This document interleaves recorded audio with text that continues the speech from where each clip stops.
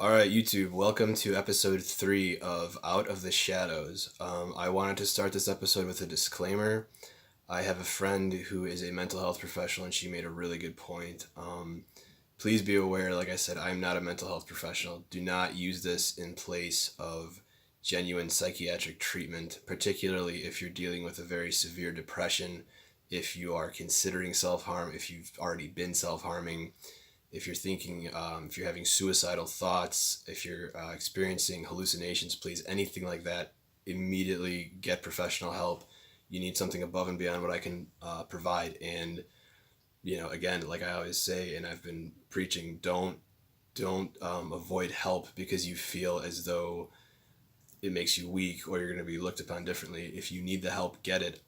Psychiatric conditions, excuse me, there's a medical aspect to them, a very big one in many, many, many cases. So it's like anything else. Like I say, get the help you need.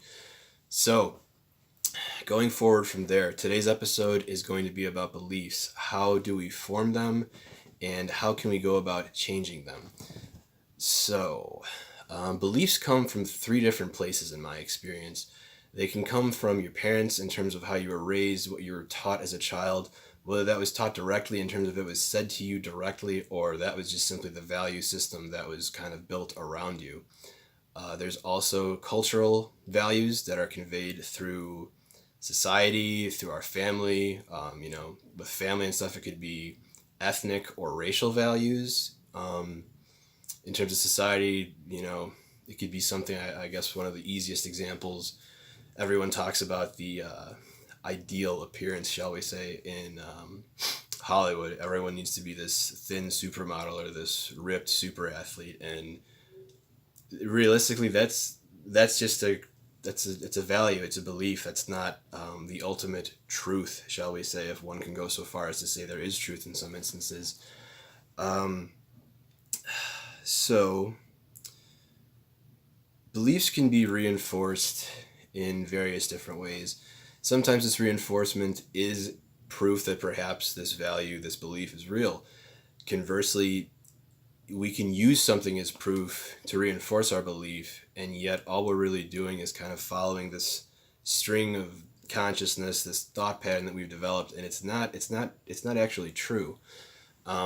So let's give some examples of that. So let's say, in terms of your parents, you could have taken on the belief that all rich people are snobs, all poor people are lazy, the world is filled with bad people, people are genuinely good at their heart. If you work hard, you'll get far in life. It could be any of these things. And again, for the most part, they're not said to us verbally. There's no, written document that was handed to us saying, all right, this is what you need to believe. You were raised this way. You took it on subconsciously. And to change something that you've taken on a subconscious level is not an easy feat. The biggest problem I see out there when any self-help material or personal growth material, I prefer the term personal growth, whenever they talk about identifying beliefs and changing them, usually it's something to the effect of, well, list out your beliefs and now let's identify which are empowering and which are disempowering. That is far too simplistic. It's making it too easy. It's not how it works.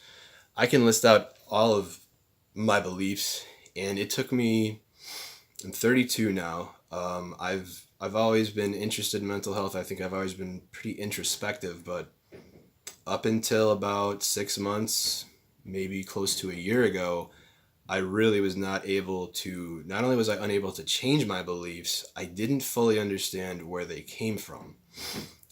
So it's a big thing to take on, and this needs to be spoken about in detail.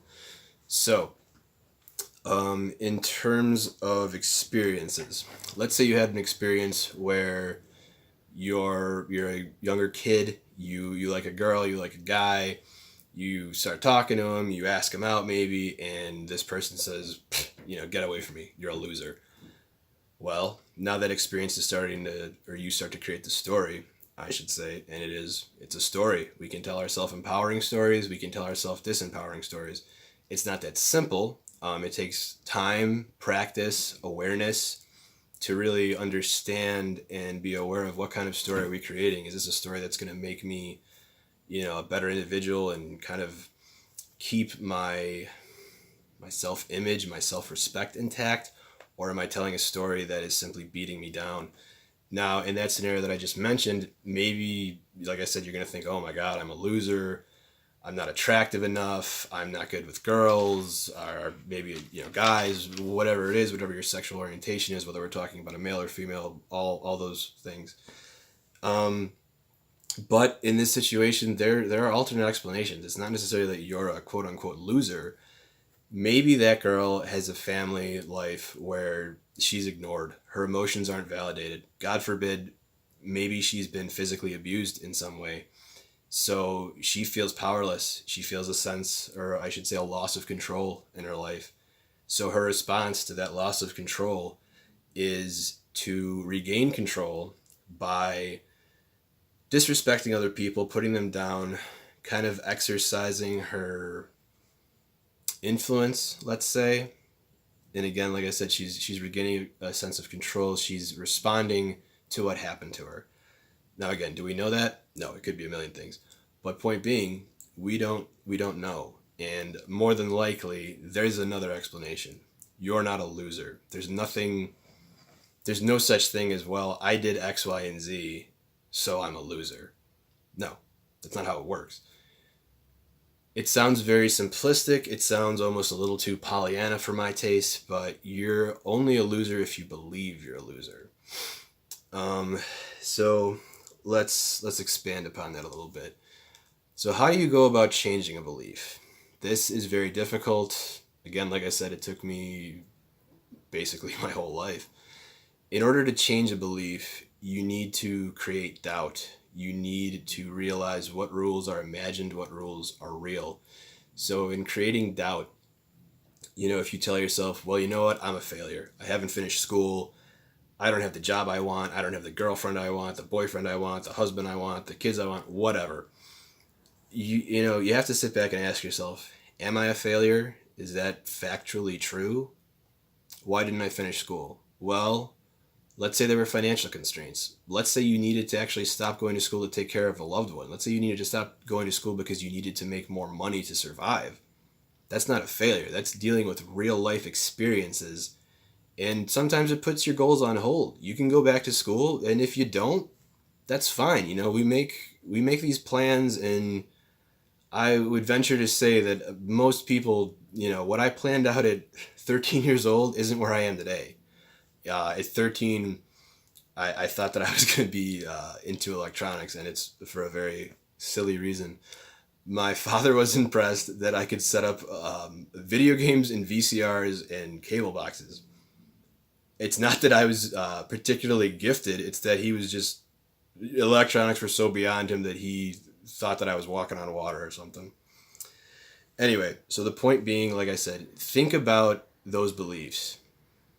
If you have a belief that everyone is bad, people are out to, pretty much they're out for themselves. Again, ask yourself, is that true? Is everyone out for themselves? I mean, there's people out there who donate their time to charities, who dedicate their lives to helping others. I'm not trying to say, oh, look at me, but a huge part of this is that I want to help other people. That's actually the main focus of this. Would I love to get big? Do I want that to happen? Do I want to have more exposure? 110%. Is that my main goal? No. If I saved one life with these videos, one, that is so beyond any amount of money, any amount of fame that I could gain, it would 100,000,000,000% be worth it. So this is a very extensive topic, and I don't think I'm going to be able to cover this in one video. Like I said, until you have a certain number of followers, you can only do videos that are so long. In my case, I believe the limit is 12 minutes, and we're getting close. What I will say, some of the things that helped me start to deconstruct my negative beliefs and get to a better place. I love the Rocky movies. I love the fact of how hard he trains. He comes up against these huge challenges and standards, and he finds a way to persevere to get through it and to win. So I would consistently listen to Rocky music. I do that to this day. And I found it empowering. You know, at the very least, I kind of felt like life was a losing battle. But I was like, you know what? What did Rocky do in a lot of his fights? He took a tremendous amount of punishment, and that's how he got through it. So I was like, you know what? The more punishment I can take, the more I'm gonna accomplish, the farther I'm gonna get in life. So that was the beginning, and I had to learn to change that belief to not only can you learn to take punishment, you need to learn how to hit back, to challenge life, to believe in yourself. It went much deeper than I initially kind of thought about. So things evolve. Um, so like I said, I'm not gonna be able to cover this all in one video. We will do a part 2 next week and see where that goes. I wanted to give a shout out to a friend of mine and her channel. Great stuff. Her YouTube name is Deschroma, and that is Deschroma. Excuse me for having to look at my script, so to speak. She has a great video, depression tips from someone who is depressed. I highly recommend it, guys. Please check out her channel, and I'm going to link it in the description below. So, I will see you guys next week. And again, please, please, please, please like, share, and subscribe. Take it easy.